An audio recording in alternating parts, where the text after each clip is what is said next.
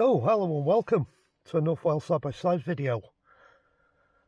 What I'm trying to find out here in this video is when you've got the speed limiter set, does the car auto brake on a hill to keep you at the limit that you've set? So let's see what it does. Set the limiter at 30 miles an hour. Let's see if the car will go down the hill at 30 miles an hour and auto brake. It's beeping now because I've just hit the speed limit. I'm going down a very steep hill.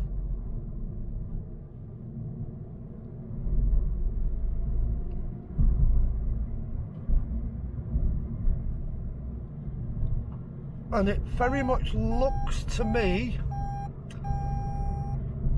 like this car will auto brake on the hill.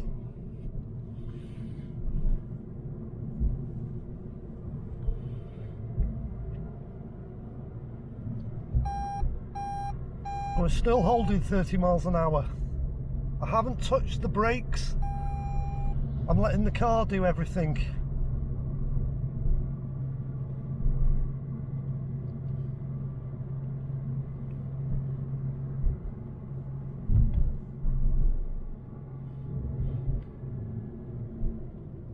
I've just hit the brakes now because I want to pull over.